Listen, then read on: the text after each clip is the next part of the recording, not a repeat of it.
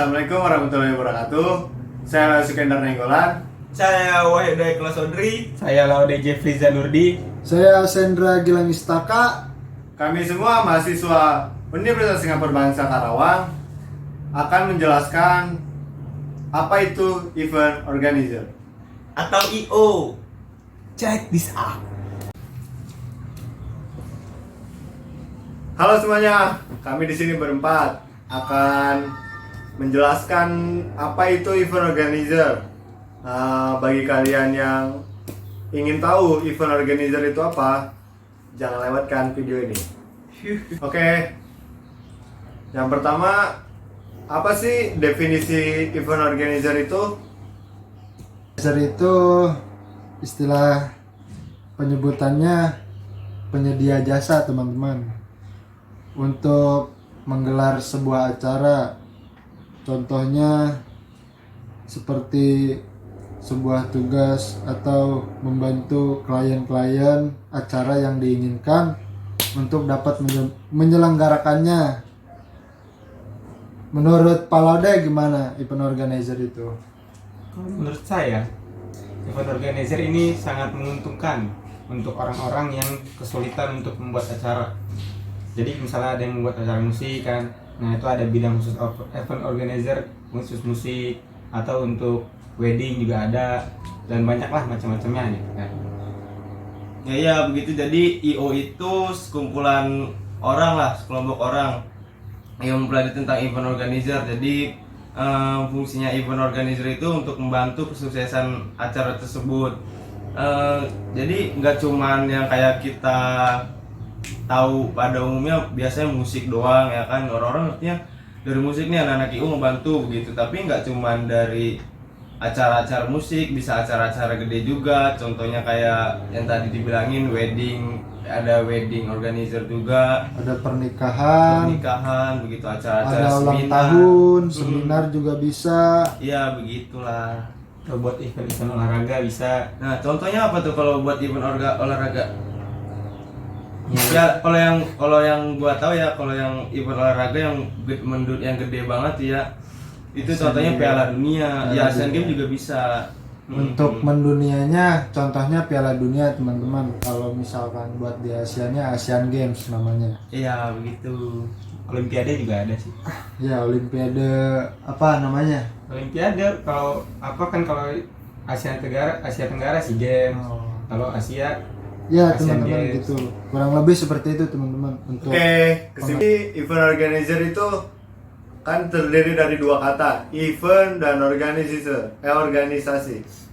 Event itu kan sebuah acara ya, atau event itu yang ada pertandingan, tapi nggak hanya pertandingan aja ya event tuh. Jadi misalnya kalian ingin mengadakan event, tapi belum ada struktur organisasinya. Nah, apabila kalian membutuhkan orang jasa, kalian bisa sewa atau rekrutmen IO. Apa itu IO? Event organizer. Terus apa perannya IO ini di dalam acara kalian, acara event kalian? Mereka nanti akan membentuk tim di mana ada ketua, di mana ada bendahara, sekretaris, humas.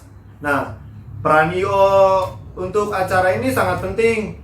Tentunya sangat-sangat penting.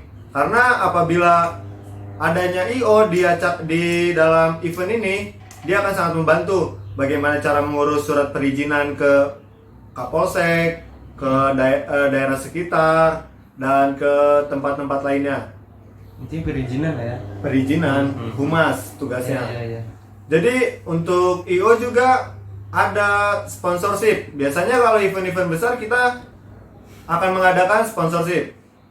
Jadi kalau IO itu rata-rata relasinya lumayan ya, punya relasi. Jadi kalian ada untungnya juga nyewa IO. Jadi dia bisa membuka peluang kalian untuk menyuplai meramaikan. sponsor. Oke. Ini kalau ini macam-macam jenis acara yang biasanya ada tuh, ada dari olahraga, seni, terus abis itu pameran sama pribadi lah. Kalau yang olahraga, acara-acara olahraga itu biasanya pertandingan profesional, kompetisi bertingkat, pertandingan persahabatan atau exhibition, sama lomba-lomba lainnya. Kalau dari seninya itu ada pementasan, terus habis itu ada program acara non profit, terus lomba festival. Kalau yang pribadi biasanya itu yang acara-acara pernikahan, acara syukuran, jabatan baru, terus pisah sambut gitulah, dan contoh lain-lainnya. IO ini juga sangat bermanfaat ya untuk kita orang-orang yang nggak mau ribet gitu, nggak mau pusing. Jadi kita bisa nyewa jasa IO gitu-gitu biar kita bisa lebih fokus ke acara kita sendiri. Jadi hal-hal non teknis itu dan teknisnya bisa diserahkan kepada IO gitu. Jadi tugas seorang IO juga banyak teman-teman. Yang pertama bisa meriset, mendesain untuk proposal, mengorganisasi, berkoordinasi, dan evaluasi. Itu tugas-tugas daripada event organizer. Yang sering banyak dilakukan oleh event organizer tuh ada 7 teman-teman, itu yang saya sebutin tadi. Yang pertama meriset. Hal yang pertama kamu lakukan setelah dipercaya menjadi seorang IO, kita harus melakukan riset. Untuk apa sih melakukan riset itu? Kamu akan mengetahui kebutuhan apa yang akan kita butuhkan, yang menjadi prioritas kamu lakukan terlebih dahulu, ditambah dengan kamu melakukan riset sebelumnya, resiko-resiko kemungkinan timbul dan dapat menghambat kelancaran acara itu dapat diantisipasi gitu teman-teman, kurang lebih. Untuk jadi desain, kalau riset, ngeriset dulu biar menetralisir hal-hal yang tidak diinginkan ya. Istilahnya menyusun strategi lah gitu teman-teman. Yang kedua ada desain. Desain itu kan biasanya mendekor ya, mendesain sebaik mungkin. Jadi tugas IO ini mendesainnya gimana dari klien. Misalnya kita membutuhkan desain yang budget sekian, acaranya pengen segini, acaranya pengen, misalnya di weddingan, acaranya kita pengen akustikan, terus sebelum akustikan ada acara adat, terus ada panggung apanya. Nah, tugas IO ini mendesain di mana letak panggungnya, di mana tempat orang yang nikahnya, dan di mana untuk tamu-tamu undangan bisa duduk, begitu. Yang ketiga ada proposal. Tugas IO, peran IO untuk di proposal ini sangat penting. Dia bisa membuat proposal untuk pengajuan yang tadi saya seperti sebutkan, untuk soal perizinan, soal sponsorship, dan soal lain-lainnya. Karena kita soal perizinan nggak secara lisan ya, kita harus ke Polres, misalnya ke humas sekitarnya. Terus kita di situ itu membutuhkan proposal, apakah acara kita, untuk apa event kita. Nah, di situ baru kita bisa tahu apakah acara kita diterima atau tidak, apa bisa dilaksanakan atau tidak. Itu penting, peran penting juga dari IO. Itu dalam contoh event organizer dalam pernikahan. Gitu teman-teman, kurang lebihnya seperti itu.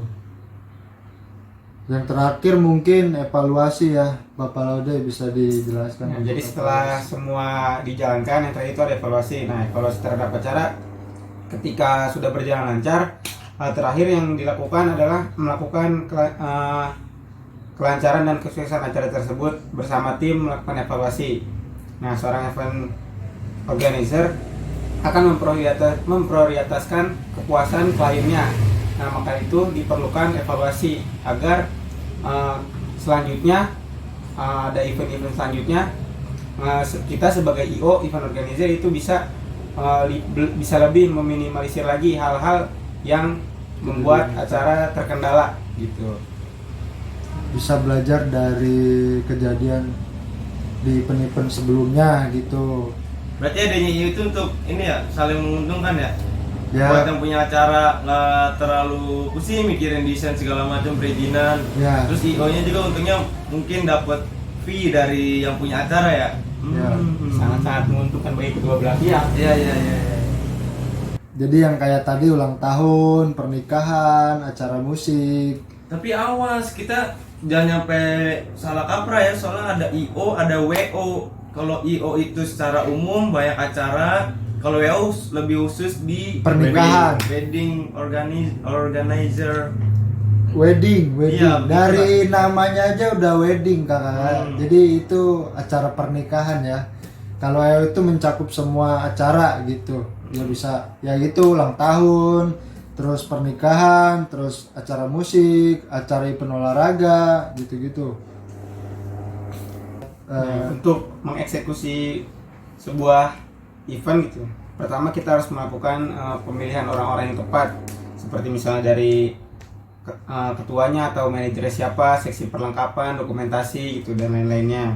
Nah, terus ada lagi kita harus membuat rundown acara supaya acaranya ini terkonsep, tersusun gitu, nggak acak-acakan, supaya juga acaranya berjalan dengan tepat waktu, nggak ada ngaret dan lain-lainnya gitu.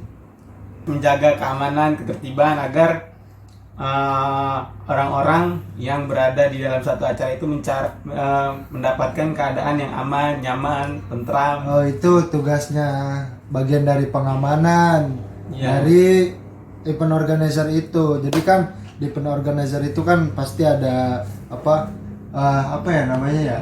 Apa ya namanya ya? Seksi keamanan. Oh ya kayak seksi-seksi gitu dibagi ini Iya, ketua, sekretaris, bendahara, seksi ini gitu. Divisi lagi. Divisinya ada divisinya masing-masing gitu.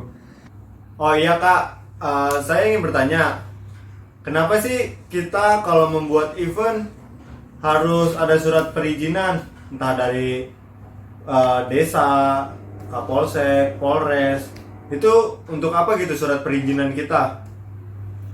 Kalau menurut gue ya, kenapa kita butuh surat perizinan? Karena kalau kita mau ngadain kegiatan atau acara supaya lebih lancar dibutuhkan kerjasama kan untuk di lingkungan yang pengen kita adain acara. Contohnya dari RT, RW, terus desa juga ya kan, supaya supaya Acara itu berjalan dengan lancar Nah, gitu. Terus betul. kita juga butuh perizinan untuk keamanan, contohnya untuk Dari kepolisian. kepolisian supaya entah ada yang hal yang tidak diinginkan, jadi lebih aman gitu aja sih. Lebih safety Ya, lebih safety. untuk orang-orang di dalam yang hadir di acara tersebut. apalagi yang kurang kira-kira Pak Laude untuk surat perizinan. Kalau untuk surat perizinan kayaknya normalnya itu aja sih ya, ke desa baru kepolisian. Apa sih untung dan kekurangannya kalau kita memakai jasa IO? Kalau untuk keuntungan sendiri itu bisa membuat acara yang pasti lebih kreatif gitu kan, karena acara ini akan dikemas secara menarik gitu kan, karena kalau misalnya ini kan otomatis ada tanggung jawab tersendiri karena dia dibayar gitu. Terus yang kedua, antisipasi untuk hal-hal yang tidak diinginkan. Kalau misalkan kita menggunakan jasa IO profesional, pasti mereka akan memuaskan pelanggannya dan juga meminimalisir kesalahan-kesalahan yang ada gitu. Terus bisa menambah banyak relasi juga kita. Terus selanjutnya lah ada budget ya, yang paling terpenting sih budget, itu bisa lebih terkontrol. Menyesuaikan. Ya, lebih efisien. Oh ya, karena kalau misalnya pengen nyewa apa-apa, dia punya kenalan yang lebih deket kan, jadi harga bisa miring ya. Iya. Oh. Relasi teman-teman. Di sini saya akan memberitahu ya bagaimana cara memilih. Di sini saya akan memberitahu bagi kalian yang ingin memakai jasa IO, kalian harus memperhatikan salah satunya periksa track record IO tersebut. Terus Yang kedua itu ada portofolio. Ketika berdiskusi dengan sebuah IO, jangan lupa untuk meminta portofolio mereka. Dengan portofolio akan disajikan dokumentasi berbagai acara yang telah mereka kerjakan. Jadi apabila mereka sudah pernah terjun ke dunia IO, kalian akan minta portofolionya. Bagaimana hasilnya dia di event-event sebelumnya. Apakah konsep kalian yang akan buat bisa masuk ke IO tersebut. Jadi seperti itu. Terus yang ketiga, pilih yang berpengalaman. Misalnya kita di kota-kota besar seperti di Jakarta, Bandung, Surabaya, Yogyakarta. Banyak sekali terdapat event organizer. Berbagai event organizer yang di kota-kota besar ini memiliki kualitas dan harga berbeda-beda. Penting bagi kalian untuk memilih yang berpengalaman, karena semakin lama berpengalaman, sebuah IO makin bisa dipastikan kualitasnya semakin baik. Yang keempat, testimoni. Salah satu cara untuk mengetahui kualitas kerja sebuah IO, kalian harus ada testimoninya. Memeriksa testimoni dari orang yang pernah menggunakan jasa IO tersebut. Anda bisa bertanya kepada keluarga atau rekan barangkali di antara mereka yang pernah memakai jasa IO-nya. Jadi seperti itu. Terus yang kelima ada budget. Dalam memilih jasa IO jangan lupa untuk memperhatikan kesediaan budget yang Anda miliki. Terus kalau kalian ingin membuat acara, budget kalian minim, jangan coba-coba milih IO yang besar gitu, yang udah terkenal di kota-kota Anda. Jadi sebisa mungkin kalian memilih IO dengan budget kalian yang mencukupi, seperti itu. Sesuaikan. Yang keenam ada etos kerja yang baik. Etos kerja yang baik yang dimaksud adalah mudahnya tim IO untuk diajak diskusi dan disiplin dalam bekerja. Jadi kalian kalau memilih IO, kalian harus mendapatkan IO yang bisa diajak diskusi oleh kalian. Jangan mereka one man show, terus kalian juga one man show. Jadi ada diskusi, bagusnya bagaimana, lebih baik gimana. Jadi dari salah satu pihak ada diskusinya gitu. Yang ketujuh ada follow up report. Merupakan sebuah laporan di mana IO memberikan update atau laporan perkembangan persiapan yang dilakukan oleh tim event organizer. Jadi kalian apabila sudah melakukan apa-apa, misalnya kita udah menuju 70%, udah surat perizinan, udah meminta izin kepada pihak-pihak di sekitar, terus sudah membeli alat-alat. Nah, di sini tinggal kalian minta laporan kepada IO-nya, misalnya udah sampai mana proyek kita hari ini, apa aja yang kurang. Di situ perannya IO penting juga.